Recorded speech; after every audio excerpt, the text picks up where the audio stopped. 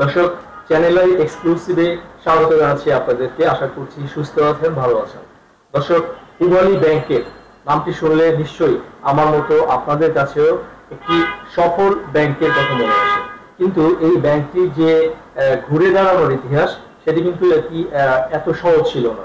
Eastern mercantile bank নামে যে ব্যাংকটি যাত্রা শুরু হয় স্বাধীনতার আগে, তারপর জাতীয়করণ হয়ে পূবালী ব্যাংক শেষ পর্যন্ত অনেকটা কি বলা যায় রোগাক্রান্ত অবস্থায় যাওয়ার পর ব্যাংকটিকে আবার বেসরকারি খাতে ছেড়ে দেয় সরকার। সেই যে বেসরকারি খাত থেকে আজকে পূবালী ব্যাংকের যে সাফল্য যাত্রা, সেই সাফল্য যাত্রাটি আমরা জানবো ব্যাংকটির সিইও মোহাম্মদ আলীর কাছ থেকে। ব্যাংকের সিইও থেকে শুরু করে একজন একজন শাখা ব্যবস্থাপক পর্যন্ত আপনাদের এখানে নিশ্চয়ই তাহলে সর্বোত্তম চর্চাটা প্র্যাকটিস করা হয়। তিন চারটা গ্রুপ বা কয়েকটা গ্রুপকে সন্তুষ্ট করতে গিয়ে ব্যাংকিং খাতের যে বিপর্যয়, তো সেটা তো বোর্ডের তরফ থেকে এই চাপটা আসে। আপনারা কিভাবে সামাল দিয়েছেন? আসলে যেসব ব্যাংকগুলোতে গুড গভর্নেন্স আছে তাদের পরিচালনা পর্ষদ গুড গভর্নেন্স আসলে চেয়েছে। তো পরিচালনা পর্ষদ আমার কাছে যেটা মনে হয়েছে যে আপনি পূবালী ব্যাংকের ক্ষেত্রে আমি যদি এক্সাম্পল দিই, এখানে কোনো পরিচালনা পর্ষদের কোনো ইন্টারফেয়ারেন্স নাই। আপনি যদি ধরেন এখানে মাসের পর মাস থাকেন, কোনো পরিচালকের উপস্থিতি বোর্ড মিটিং ছাড়া আপনি পাবেন না, এবং কোনো লোনের ক্ষেত্রেও তাদের কোনো ইনফ্লুয়েন্স নাই। তো জেনারেলি যেটা হয়েছে যে সেটা হচ্ছে যে ম্যানেজমেন্টকে এই ইন্ডিপেন্ডেন্সটা দেওয়া হয়েছে যে আপনারা হোল যে আমাদের ক্রেডিট রিস্ক ম্যানুয়াল গাইডলাইন আছে বা বিভিন্ন পলিসি আছে বিভিন্ন সেক্টরে, কারণ সকল জায়গাতে আমাদের পলিসি আছে। বাংলাদেশ ব্যাংক যেগুলো দিয়েছে সেখানে আমরা অ্যাডাপ্ট করেছি, আমাদের নিজস্ব কিছু সেখানে যুক্ত করেছি। এই পলিসি অনুযায়ী আমাদের এখানে টোটাল বিষয়টা রান করে। তাহলে কি হয়েছে যে আমরা যখন একটা ক্রেডিট প্রপোজাল পাচ্ছি, যেগুলো ব্যাংক খারাপ হয়েছে তাদের হেড অফিস থেকে ডিক্টেট করেছে, মানে হয়তো চেয়ারম্যান বলেছে ডিক্টেট করেছে, কিন্তু যেগুলো গুড গভর্নেন্সে চলে তাদেরকে কিন্তু সবাইকেই ব্রাঞ্চে যে সাবমিট করতে হয় প্রপোজাল। তাহলে ব্রাঞ্চ একটা ইন্ডিপেন্ডেন্টলি ইভালুয়েট করে, এবং ইন্ডিপেন্ডেন্টলি যখন ইভালুয়েট করে সে ভিজিট করে, সে দেখে, কারণ সে জানে যে লোনটা খারাপ হলে তার ব্রাঞ্চের পারফরমেন্স খারাপ হবে, তার প্রমোশন থেকে শুরু করে রিনিউয়াল আসবে এবং কখনো কখনো পার্সোনালি লায়াবল হয়ে যাবে। তো সেই জন্য সে খুব মেটিকুলাসলি দেখার চেষ্টা করে। সেকেন্ড ইস্যু হলো, সেকেন্ড টায়ার হচ্ছে রিজনাল ম্যানেজার। রিজনাল ম্যানেজারকে দেখেছে যখন বলে যে স্যার এই পার্টিটাকে আমি লোন দিতে পারি, তখন রিজনাল ম্যানেজার উইথ তার ক্রেডিট কমিটি টিম এটাকে ইভালুয়েট করে, কখনো কখনো ভিজিট করে, দেখে। যদি বড় লোন হয় তাহলে তো চলে আসে আমাদের হেড অফিসে, সেখানে কর্পোরেট আবার কুইকেস্ট পসিবল টাইমে সেটাকে আবার ইভালুয়েট করে, দেখে, এই জায়গাগুলোতে যায়। এই যে একটা প্র্যাকটিস, এবং সেইখানে আবার এখানে একটা ক্রেডিট কমিটি আছে, এই সবগুলো ধাপ পার হয়ে এবং এরকম যদি 2-3টা মাল্টিপল ভিজিট থাকে, তাহলে তো আপনার ব্রিফকেস কোম্পানি বলি, অস্তিত্বহীন কোম্পানি বলি, অথবা যার ব্যালেন্স শিট খারাপ, হেলথ খারাপ, সেই কোম্পানিগুলো তো আপনার এখানে অনবোর্ড হতে পারে না।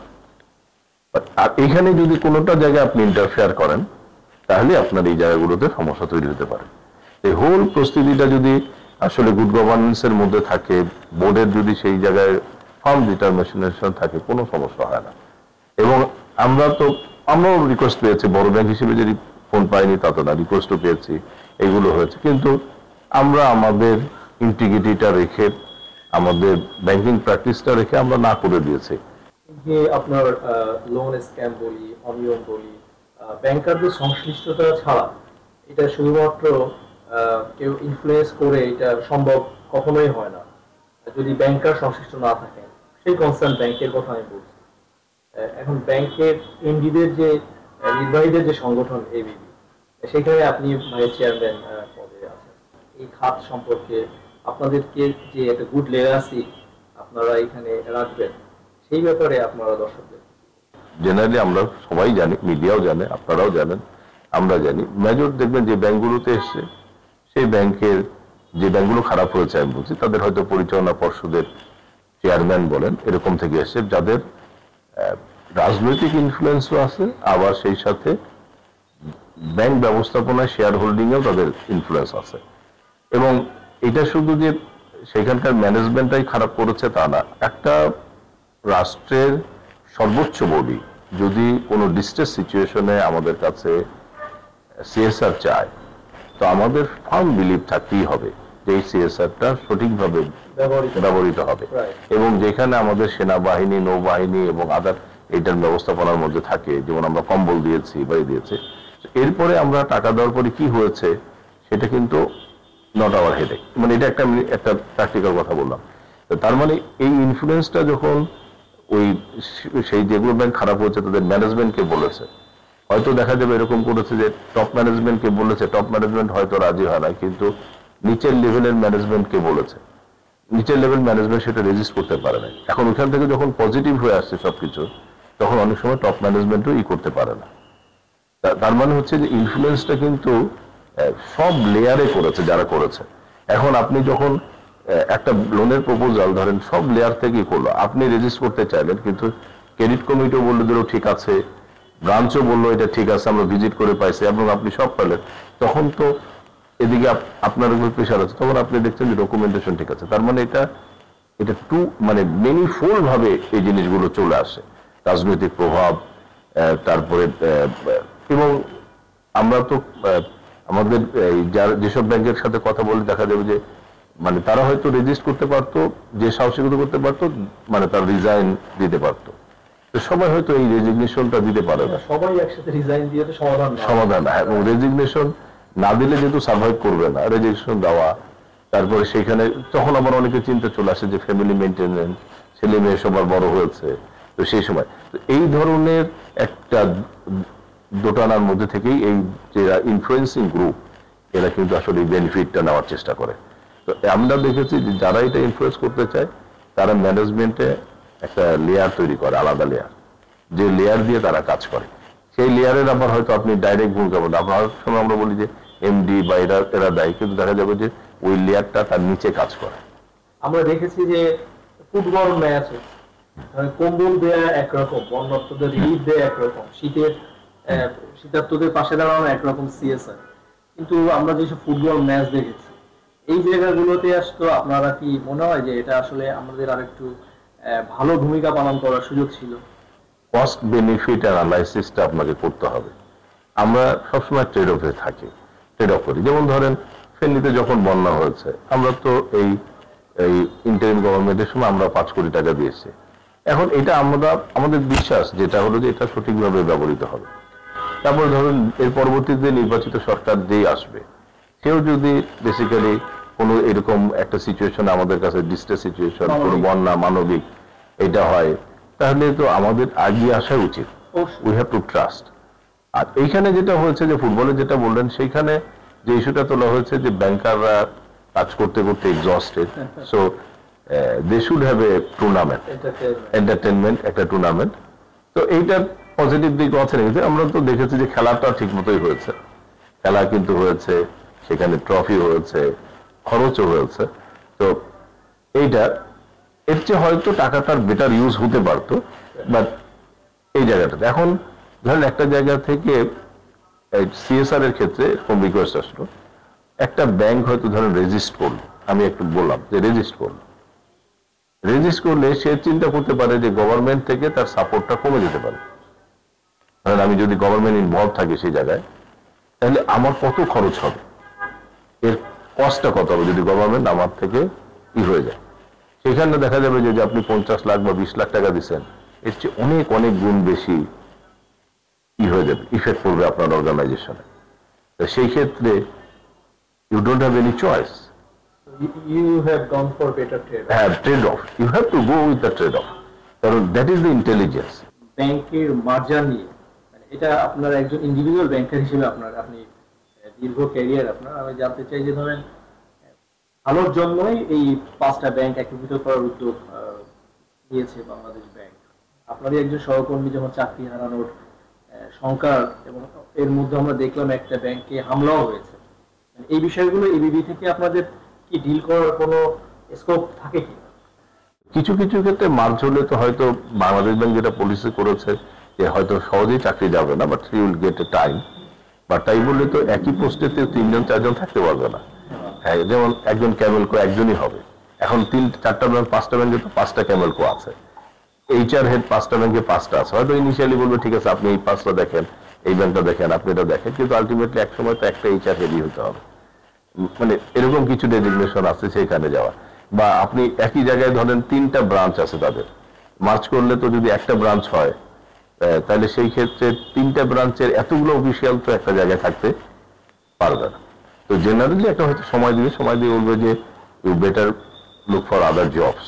কিছু কিছু যেমন আছে 97% খারাপ শুনছি আমরা, সেগুলো তো আসলে রিভাইভ করবে না।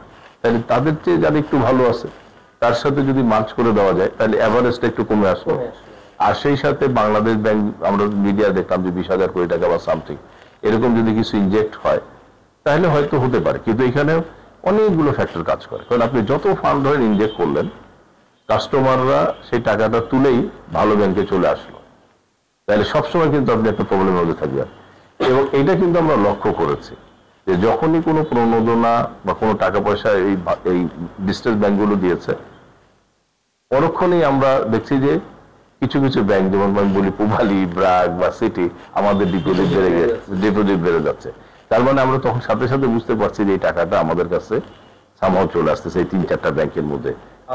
এই অ্যাবজর্ব করার মতো ধরুন যে পরিমাণ মানুষ এই 5টা ব্যাংকে আছে, বাট আমাদের ব্যাংকিং খাত এই জনবলকে অ্যাবজর্ব করার মতো স্ট্রেংথ কি আমাদের আছে? প্রতিটা বোর্ড এখন কনসার্ন, প্রতিটা ম্যানেজমেন্ট কনসার্ন যে কিভাবে মিনিমাইজ করা যায় এক্সপেন্ডিচার।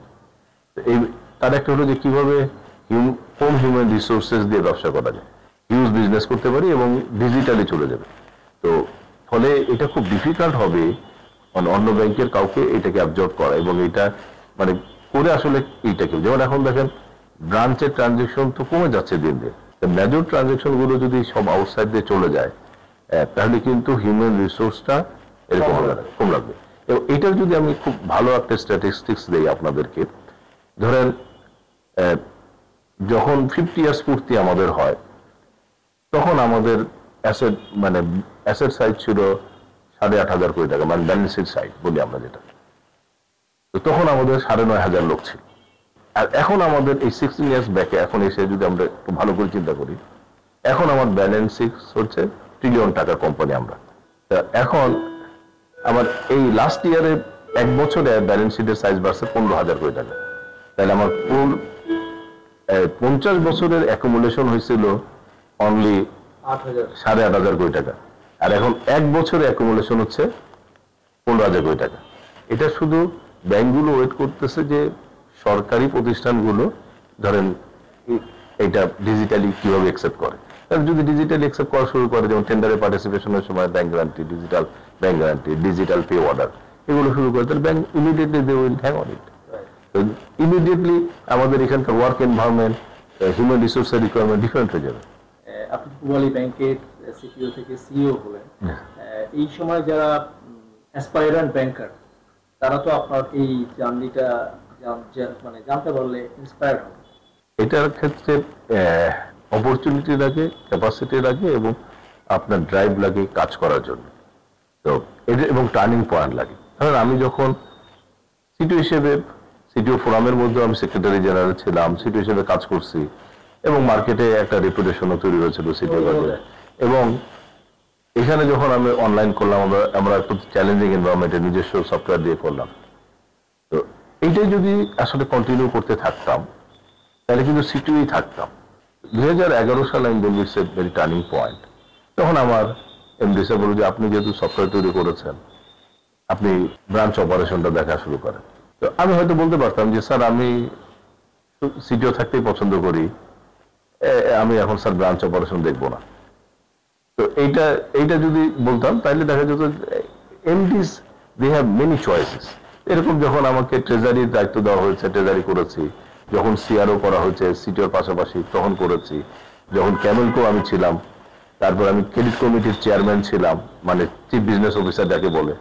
তো সেই সাথে এই কাজগুলো করতে হয়েছে। তারপর এই ক্ষেত্রে যখনই যে দায়িত্বগুলো এসছে, ম্যানেজমেন্ট কনফিডেন্স ফিল করে, তখন আমি বলবো যে সাকসেস হওয়ার একটা বড় শর্ত হচ্ছে নেভার সে নো। ফলে আমি সকল সিটিওকে বলবো, যেহেতু টেকনোলজিক্যালি হি নোজ এবং বর্তমান টাইমটাই টেকনোলজির টাইম, তো ব্যাংকিং এর বিজনেস অপারেশনের সাথে ইনভলভ হওয়াটাও জরুরি। এবং এটা যখনই যে অপরচুনিটিটা আসবে তার আগ্রহটা সে যদি দেখাতে পারে তাহলেই সে আলটিমেটলি আপার লেভেলে যাবে। পূবালী ব্যাংকের যে পরম্পরা, আপনি যদি সেটা কাদেরকে স্মরণ করবেন আপনার ব্যাংকের আজকে যে সাফল্য যাত্রা শীর্ষ অবস্থানে আসা? যখন এই ব্যাংকটা হয় 1959-এ, তখন তো পাকিস্তানি ব্যাংক এবং ইন্ডিয়ান ব্যাংক এই দেশে ছিল, এবং ধারণাই ছিল না যে বাঙালিরা ব্যবসা করতে পারে, এবং কোনো পাকিস্তানি ব্যাংক তখন বাঙালিদেরকে লোন দিত না। এই একটা মহতী উদ্দেশ্যে এটার যাত্রা শুরু, যে না আমরা আমাদের দেশীয় লোককে লোন দিব। তো বাংলাদেশি লোককে ইস্টার্ন মার্কেন্টাইল ব্যাংক হিসেবে যাত্রা শুরু। এরপরে তো স্বাধীনতা হলো, হয়ে গেলে এটা তো আলটিমেটলি পূবালী ব্যাংকের নতুন করে নামকরণ করা হলো, সরকারি হয়ে গেল। আবার হঠাৎ করে সরকারি হয়ে গেলেই যে ঘটনাটা ঘটে আপনারা তো দেখছেন যে ব্যাংকগুলো পারফর্ম খারাপ করতে থাকে। তাই যে সেই সময় সরকারি অন্যান্য ব্যাংকগুলো ভালোই ছিল, আমি স্ট্যাটিস্টিক্সে যেটা দেখেছি সবাই আমার ধারণায় যে পূবালী ব্যাংকের প্রতি ঝাঁপাই পড়ছিল। অন্যান্য ব্যাংকের যখন দেখেন এই করে 1984-এ তো আমরা যখন বেসরকারি হয় তখন এর অলরেডি এটা ইন প্রবলেম ব্যাংক, 54% তখন ক্লাসিফাইড, 54% ক্লাসিফাইড। এবং এটা এই বেসরকারি খাতে যখন নিল, আমরা সেই সময়ের যে জিরো টলারেন্সটা, মানে যে কোনো ডেভিয়েশনের ক্ষেত্রে এটা দেখেছি। এবং এটা যে অফিসিয়ালটা বেনিফিটেড হয়েছে তার জন্য না, মানে ধরেন সে ব্যাংকের প্রফিট দেখাতে গিয়েও যদি কোনো ধরনের ডেভিয়েশন করেছে তারও চাকরি চলে গেছে, এরকম হয়েছে। এই জিরো টলারেন্সের মধ্যে ছিল। তার জিরো টলারেন্স যখন অফিসিয়ালটা বুঝতে পেরেছে, ইমিডিয়েটলি এটা টার্ন অ্যারাউন্ড করেছে। আরো কিছু জিনিস আছে, যে মাইন্ডসেট। আপনি তো একটা দীর্ঘ সময় সরকারি ব্যাংকে থাকবেন, তো আপনার কাস্টমার ওরিয়েন্টেড মাইন্ডসেটটা তৈরি করা, এইটার জন্য কিন্তু আমরা হসপিটালিটি সার্ভিস থেকে শুরু করে বিভিন্ন জায়গা থেকে লোক এনেছে, সো দ্যাট সে সার্ভিস ওরিয়েন্টেড মানসিকতায় গড়ে ওঠে। তো এরপরে একটা কাস্টমারকে রাখতে গেলে আপনার টেকনোলজিক্যাল অ্যাডভান্সমেন্ট লাগে। তো এরা ম্যানুয়ালি কাজ করতো, সেইখানে টেকনোলজিকে এদেরকে ট্রেনিং দিয়ে ধরানো, তারপরে ক্যাপাসিটি ডেভেলপমেন্ট করা বিভিন্ন ইসের, তারপরে কমপ্লায়েন্সের বিষয়টা, তারপরে রিস্ক ম্যানেজমেন্টের বিষয়টা, অ্যান্ড কাস্টমার সার্ভিস, যেন খুব প্রম্পট ডিসিশন দেওয়া যায়। আপনি উইল কাস্টমারকে 360 অ্যাঙ্গেলে দেখবেন, এবং 3-4টা সংস্থা দিয়ে দেখবেন, কিন্তু আপনাকে আবার 7-8 দিনের মধ্যে ডিসিশনটা দিয়ে দিতে হবে। সো এই যে প্রম্পট, এই রেসপন্সটা, সেটা তো এই জায়গাগুলোতে you have to work on it. এই ধারাবাহিকতা আমরা কাজ করতে যে এই বিভিন্ন সময় আমাদের স্ট্র্যাটেজিক প্ল্যান কখনো করেছি 5 বছরের, কখনো করেছি 3 বছরের, কখনো আমরা 1 বছরের জন্য করেছি, কখনো পরিস্থিতির সাপেক্ষে 6 মাসের জন্য, 3 মাসের জন্য করেছি। আমরা শেষ করে আনবো, যদি আপনি পূবালী ব্যাংক নিয়ে অন্য কোনো মেসেজ আপনার গ্রাহকদের দিতে চান, কিংবা এবিবি ভাইস চেয়ারম্যান হিসেবে যদি কোনো মেসেজ আপনি গ্রাহক বা আপনার ব্যাংকের যারা সহকর্মী, আমার অফিসিয়ালদেরকে এনকারেজ করছি যেন মানুষের বেসিক যে 5টা নিডস আছে, বেসিক আমি যদি বলি, অন্ন, বস্ত্র, বাসস্থান, শিক্ষা এবং চিকিৎসা, এই 5টা সেক্টর হিউজ বড় সেক্টর। মানে এই 5টা সেক্টরের মধ্যে আমি আমার ব্যাংকে উদ্বুদ্ধ করার চেষ্টা করছি এই থাকা। আর একটা হলো যে আমার নেক্সট প্রজন্মকে আমার বাসযোগ্য করে যেতে হবে। এই 5টা সেক্টরে আমি কাজ করব। এই 5টা সেক্টরের ক্ষেত্রে এনভায়রনমেন্টের কোনো যদি হ্যাজার্ড থাকে কাজ করব না। যে জায়গাগুলোতে এনভায়রনমেন্ট একদম লো এনভায়রনমেন্ট রিস্ক থাকবে সেখানে কাজ করব। আর কাস্টমারদের ক্ষেত্রে আমার বক্তব্য হচ্ছে যে আপনারা শুধু ওই প্রলোভনের প্রলুব্ধ হবেন না। কাস্টমার রেসপন্সিবিলিটি হলো যে আপনারা ভালো ব্যাংক দেখে, শুধু প্রলুব্ধ না হয়ে ভালো ব্যাংক দেখে, সাস্টেনেবল ব্যাংক দেখে, আপনাদের তো টাকা জমা রাখতেই হবে, সেই জায়গায় রাখাটাই ভালো। এবং সেইখানে আপনারা ইনশিওর করার চেষ্টা করেন যে কারা তাদের আপনার টাকাটাকে সর্বোত্তম ব্যবহার করছে। দর্শক, আপনারা শুনছিলেন ব্যাংকিং খাতে সমস্যা এবং সম্ভাবনার বিষয়গুলো। আশা করছি এটি আপনাদেরকে ওয়াইজলি ডিসিশন নিতে, আপনার ব্যাংকিং সম্পর্কে ওয়াইজলি ডিসিশন নিতে সহযোগিতা করবে। দর্শক, আপনাদের সুস্থতা কামনা করছি। শেষ করছি আজকে ইউসি টু দ্য পয়েন্ট। ভালো থাকবেন, সুস্থ থাকবেন।